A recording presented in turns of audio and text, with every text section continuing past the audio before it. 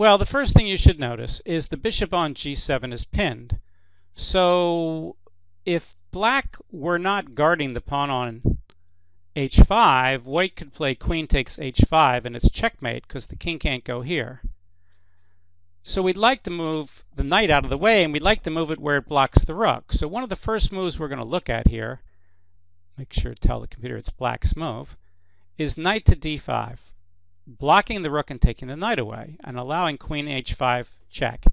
The problem is, if you visualize this correctly from the initial position, the reason the black king can't go to g8 is because the bishop is guarding that square, and if you play knight d5, it removes the rook and the knight as defenders of h5, but it opens up the g8 square for the black king. So unfortunately, knight d5, queen takes doesn't work. But every other knight move that you make allows the rook to keep guarding h5. So moving the knight to allow queen takes h5 mate doesn't work, because either the rook's going to keep guarding it, or in the one move the knight can make that blocks the rook, it also blocks the bishop, which is not coincidence. Jeff likes to do that kind of stuff, put false leads.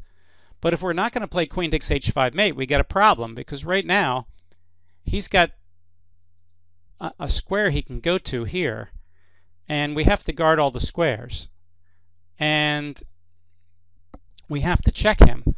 Well, but who are we going to check him with? If we check him along the diagonal with the queen and the bishop, there's an awful lot of pieces that can go in the way. And also, if you check along the diagonal, h8 becomes possible.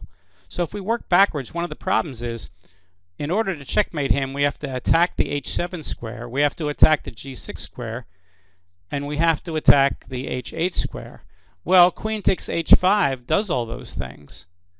The problem is that we can't make queen h5 work. Well, what other move would attack all three of those squares? Well, look on the board and see if you can find a piece that can attack all three of those squares besides the queen going to h5. And the answer is, it is possible. If the rook can get to h6, it will attack h7 and h8, and it'll guard g6.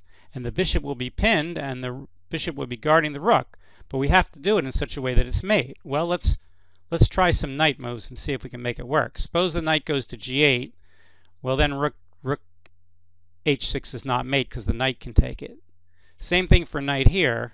Rook here, the knight can take it. If the knight goes to d5, then rook h6 is not mate for the same reason the queen wasn't mate over here. But if the knight goes to e4, now we can see that queen h5 is not mate because the rook's still guarding it. But now the knight is not interfering with the rook, and the rook can go over to h6, and that's checkmate. So therefore, that must be the right solution. So the right solution and the only solution is black will play knight to e4 and help white checkmate him with rook to h6. That's the right answer. Alright, so hope you enjoyed our help mate in 1. And if you didn't solve it right away, don't feel too bad. It took me a little bit of time to figure those things out. When I show the video, usually what happens is I summarize what happened, but sometimes it takes me a little longer depending on how hard the puzzle is. And I didn't see that one right away. I was doing, I was trying to make queen h5 work, which I'm sure is what Jeff wanted you to do. And it didn't take me too long to realize it wasn't going to work, and then it took me a while to figure out, well, if that doesn't work, what would work? And the answer is, as we say, knight e4, rook h6 checkmate. All right, for ICC and Chess FM, this is Dan Heisman. We'll see you next time. Thanks. Bye.